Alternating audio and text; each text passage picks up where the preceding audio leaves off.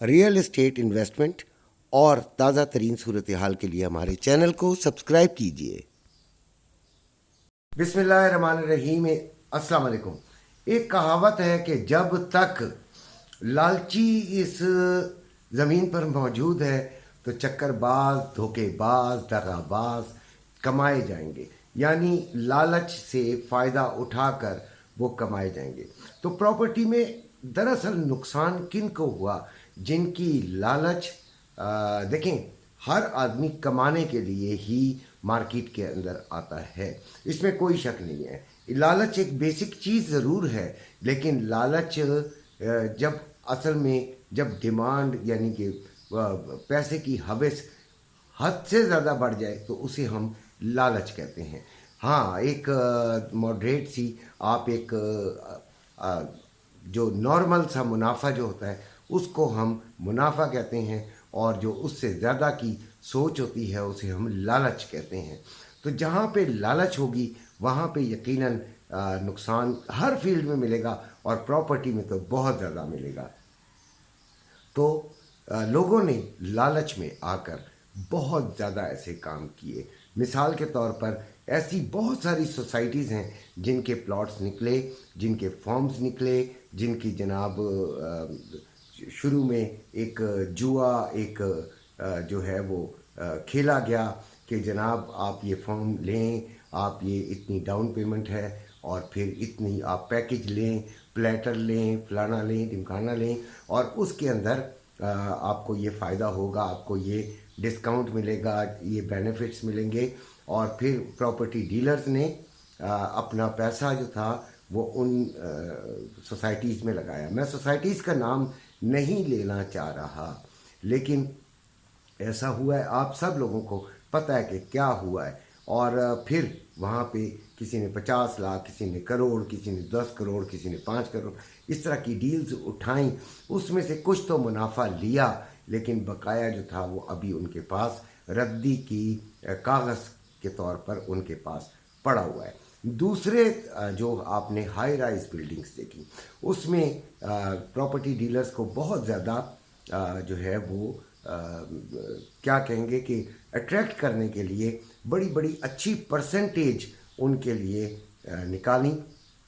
उनके जो अपने इन्वेस्टर्स थे, मिसाल के तौर पे मेरे पास 5 इन्वेस्टर्स थे, तो मैंने वो पाँचों के पैसे उसमें झोंक दिए, ठीक। और अपना वो जो कमीशन था वो तो मैंने ले लिया, लेकिन वो भी एक वक्त ही मुझे मिल गया।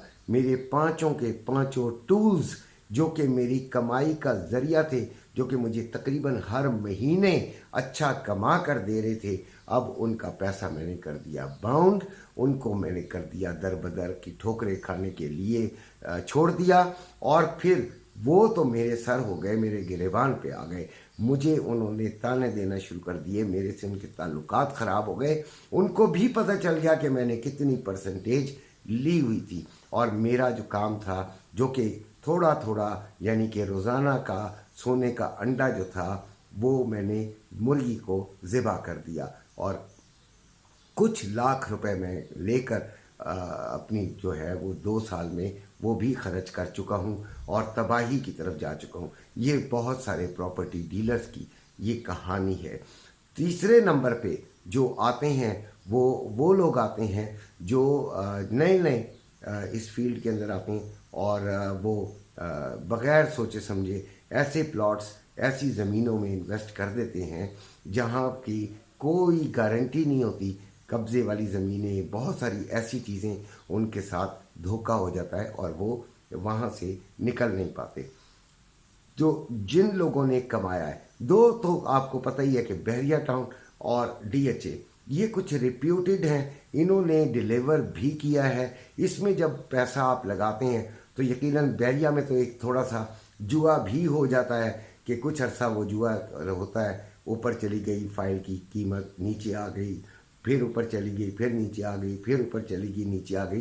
फिर एक वक्त आता है वो स्टेबल होती है और आहिस्ता आहिस्ता वो बढ़ना शुरू होती है, और आपको मार्केट के हिसाब से वो पैसे देकर ही चली जाती है, वैसे नहीं। इसी तरह डीएचए का भी यही मामला है कि उसकी कीमतें बढ़ती कम, बढ़ना कम, बढ़ना कम, ये सिलसिला उनका चलता रहता है। लेकिन साथ साथ वो जो है सिलसिला उनका जो है वो फिर आहिस्ता आहिस्ता स्टेबिलिटी के बाद ऊपर की तरफ आ जाता है।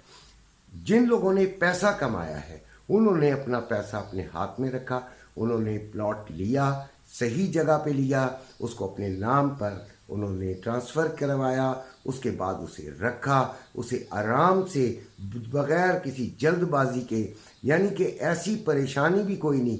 कुछ लोग ऐसे होते हैं जो अपना सब कुछ बेचने के बाद सब कुछ पैसा वो लगा देते हैं, किचन चलने के लिए कुछ नहीं होता, जल्दी परेशान हो जाते हैं और फिर वो नुकसान कर बैठते हैं।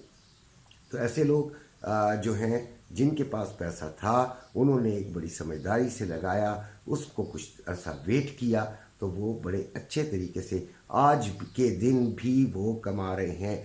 दूसरे जो सबसे ज़्यादा कामयाब लोग हैं वो छोटे घर बनाने वाले या छोटे घरों को ख़रीद कर मज़ीद आगे रीसेल करने वाले, उनको भी अच्छा खासा मुनाफा हर जगह से मिला है। तो यानी कि प्रॉपर्टी में फिर दो कैटेगरीज हो गई, एक वो जिन्होंने कमाया, एक वो जिन्होंने लुटाया, ख़त्म कर दिया, अपने आप को तबाह कर दिया। उन दोनों की बातें मैंने आपको बता दी हैं। उम्मीद है आपको मेरी ये वीडियो पसंद आई होगी। अगर पसंद आई है तो सब्सक्राइब कीजिए और रोज़ाना ज़रूर वीडियो देखें। कोशिश कर रहा हूँ गोल्ड पर और इन चीज़ों पर आपको बना कर दूँ ताकि आप भी आगे बढ़ सकें। इसी के साथ इजाज़त चाहता हूँ। अपना ख्याल रखिएगा। अल्लाह।